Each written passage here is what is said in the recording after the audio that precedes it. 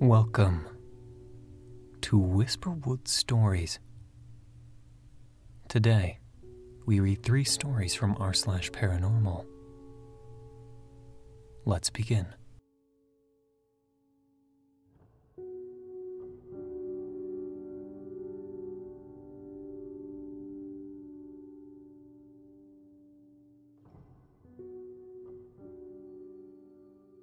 Our first story is from HeteropodaVenatoria. My haunted house experience. To start off, you may be wondering why I included quotations in the title. Despite my experience, I'm still hesitant to use certain words such as haunted. Many people have asked me what I think caused this, and I don't have an answer. I can describe it, but I cannot explain it. Therefore, I tend to avoid the usage of words and terms that attempt to explain the phenomenon in any manner. I'm a man of science. I'm not religious or spiritual. However, I cannot simply ignore what happened to me. Here's my story. 2009 to 2010. When I met the woman who would later become my wife, we started renting a small house within the city limits. I was in the process of beginning a new job, and circumstances prevented me from staying in the house with her for the first week. Each morning, we would talk on the phone during my drive to work. She explained to me each morning that she had struggled to sleep the previous night. She described sounds that were keeping her awake, i.e. someone running through the house, objects falling off the kitchen counter, doors slamming. After 3 days, I made arrangements to go ahead and move in with her. I was convinced that someone was breaking in and harassing her. She was convinced, however, that she was sharing the house with a ghost. I took off work the 3rd day. It took me about 8 hours to get everything moved in. I was taking a break on our bed, still fully dressed, when I felt something or someone tugging on my pant leg. I remained motionless, hoping it would happen again. After a few seconds, it did happen again, much more aggressively this time. I felt a hand firmly placed on my leg just before I grabbed my jeans and started pulling. She was on the bed next to me, and no one else was with us. We had no pets, as it was not allowed. I immediately started having the same experiences throughout the night, as she described over the phone. It was like someone was destroying our kitchen, but nothing was ever out of place. There was running, as she described, which sounded like a smaller person, perhaps a child. I woke up one night to someone standing next to my bed. I heard giggling, and the individual bolted out of the room as I turned my head. It was too dark to notice any features. Over the course of 8 months, many unusual things happened. To make a long story short, I'll skip ahead to my last experience, perhaps the most frightening. I was alone in the house, waiting to join an online seminar. I was sitting on my couch with my laptop on the coffee table ahead of me. I heard the back door slam shut, and a person began running quickly through the house. These footsteps were heavier, and this person was moving quickly. Given the design of our small house, this person was running in my direction. I shot up and ran out of the house. I didn't stop until I reached the street. That's where I remained until my wife returned. As I was standing by the street, I was looking back at the house. A balloon from a recent party made its way from the kitchen into my bedroom, then back into the kitchen moments later. It was like I was watching someone search for me, going room to room, all while holding this balloon. This was the last thing that happened to us. It stopped after that. We continued living there for another 4 years. I would give anything to experience it again. I would try to be less afraid, and I would approach the situation more analytically. My wife, on the other hand, was never afraid of it. Unfortunately, my wife passed away a few years ago. I know she would have enjoyed sharing her story here. I still drive by the house occasionally, and no one has ever moved in.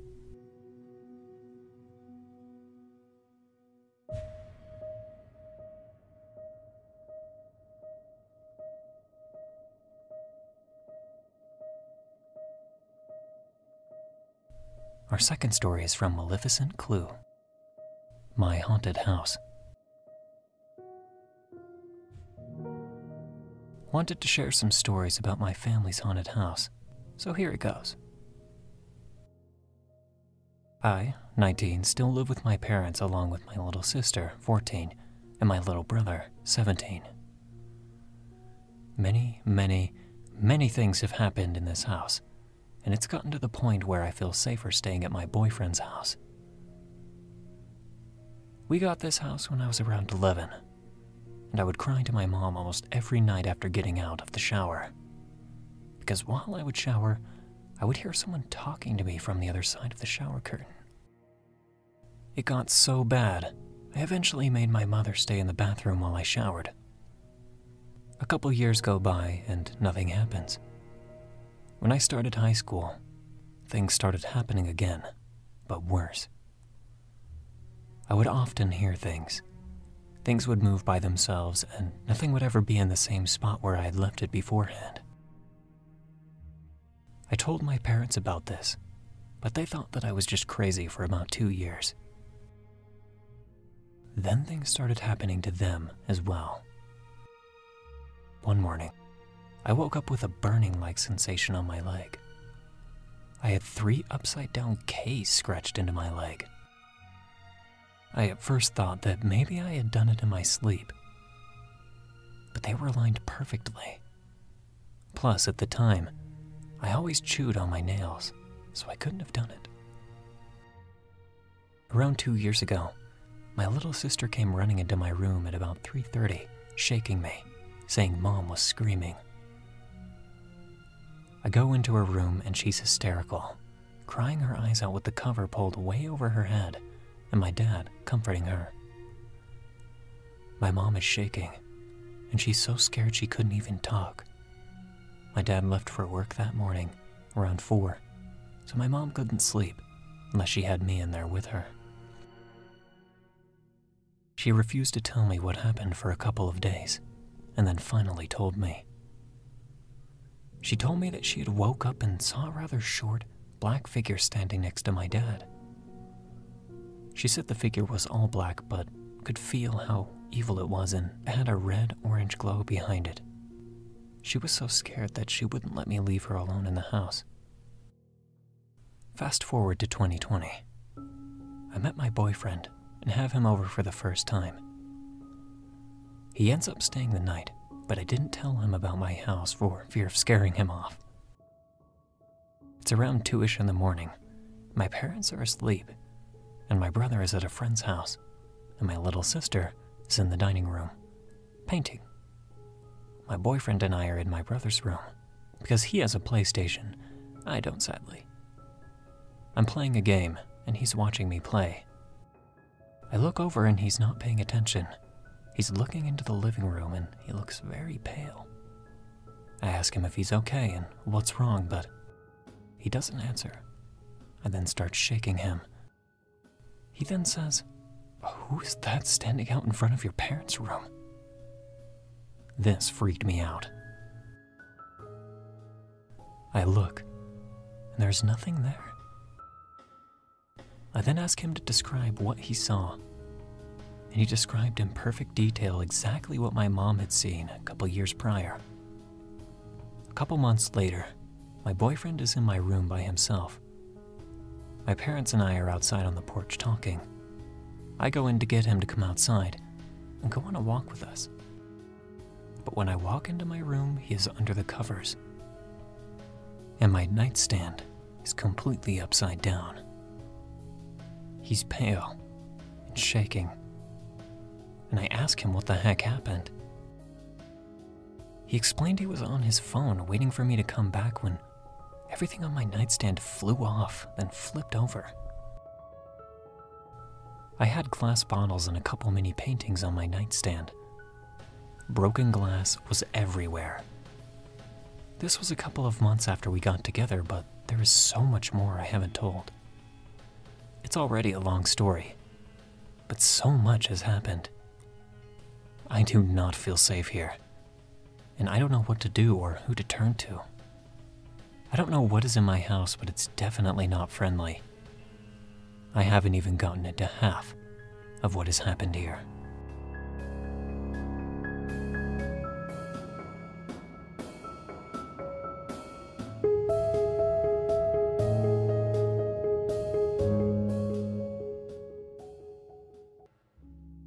Our last story is from PDT FSU 95.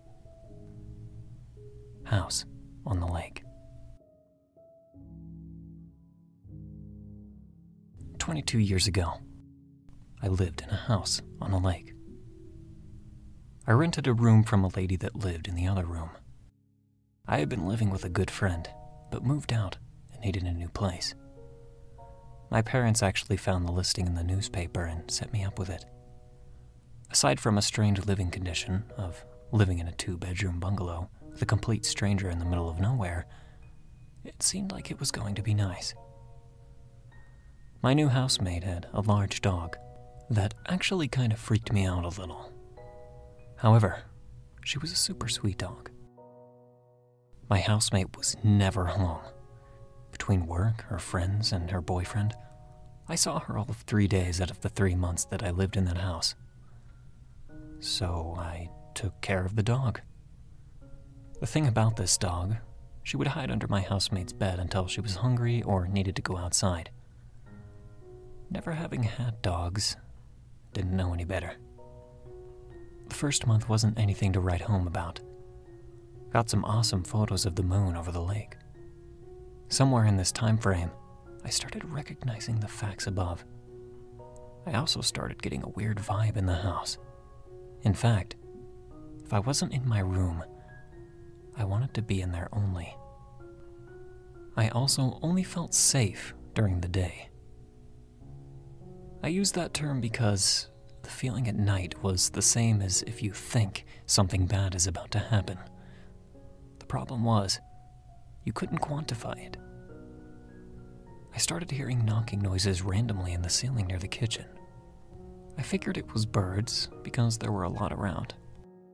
One afternoon, I decided to check out the attic crawl space located above the kitchen cabinets. It was a wood door with a single lock/latch on it and a fixed handle. I had eaten lunch and climbed up there to check it out. I peeked my head in and looked left and right over the bedrooms. Basic attic, nothing special. I closed the door and climbed down. From that moment on, everything changed. The dog came out to the kitchen and stared at me. It didn't move. It honestly made me feel very uneasy. I tried the tricks. Outside, treat, play. She didn't move. So I went to my room and shut the door. The dog isn't mentioned further, mostly because it didn't add to recounting after a certain point. The dog was cared for, while, not in my opinion, the best way, because her best friend wasn't there to play. The housemate had friends that would come over and help out during the day, and the housemate would stop by. However, she wouldn't stay the night more than a handful of times. I think in total, she was there overnight for 2 weeks over the span of 3 months. In the weeks that followed, the events became more and more unnerving. I began to stop being able to sleep. I turned to leaving music on overnight. Very low volume, but on. As time passed, I got to where I felt like someone was standing in the corner of my room. One evening, the alarm clock/radio in the living room turned on its own. First, I didn't even know it was there, because I never went in there. Nothing in there was mine. Next, over the last 2 months, it had never gone off. I asked my housemate, when I saw her next, about that, and she denied setting it. She was visibly confused as to why it would go off. I began to feel as though I was being watched in every room. I felt as though the figure in my room was always there. I began to wake up from sleep for no reason. I began grinding my teeth at night. I moved to sleeping with a black light on, lowest light level I could get in the room. Music became CDs that would repeat indefinitely. Now I would wake up, look around and see nothing, then try and go back to sleep. My housemate and a friend were at the house one evening, and the friend claimed to be a psychic. She looked dead at me and asked how I'm sleeping. I hadn't seen the housemate in weeks and hadn't told her about my problems. She then tells me there is an old man in my room and that he doesn't like me. I asked if there was anything I could do. She said no. I began addressing this man and asked him to leave me alone. Life got much worse. I would be on the phone with my now wife and would fall asleep. She would tell me years later that there were strange sounds that scared her. She said she would stay on the phone to ensure nothing happened to me. I began to have regular nightmares. Every time I closed my eyes, my work started to suffer. I was exhausted. I began to see a dark cloud like mist that appeared to pour out of the cinder block wall with the lights on. In the corner, the man had been reported to be standing in. I would walk over, touch the area, nothing there. Go back to bed, see it still happening. My wife was getting ready one morning, and while putting on makeup, she told me the face wasn't hers. She left the bathroom and didn't go back.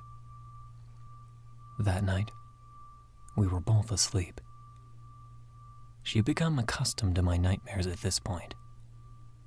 I had a dream that she and I were in a car and driving down the road. It was nice.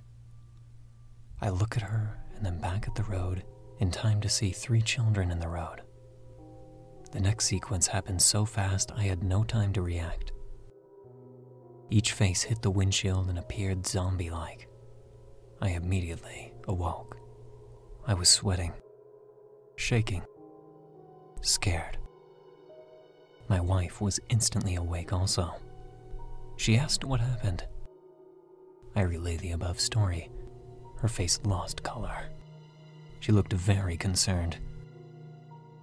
Thinking it was the content of the dream, I apologized. She stayed silent, long enough to make me wonder if something was wrong with me. She broke the silence and said, "Just before you woke me, I dreamed that we had just gotten into your car." My wife and I left the next day, and I found somewhere else to stay. We moved to another state, and the first night in the new place, I slept non-stop.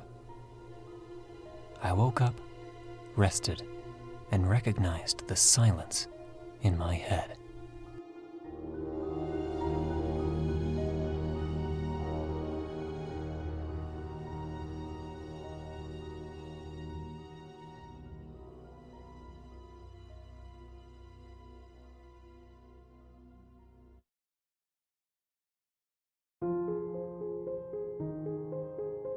Thank you for listening to Whisperwood Stories. If you enjoyed, don't forget to comment, like, and subscribe down below. Do you have a story that you'd like me to read here? Consider commenting or sending it to whisperwoodsubmissions@gmail.com. The stories in this video were read with their author's permissions. Thank you again for listening, and be sure to check out the original Reddit posts. Don't let the shadows get too close.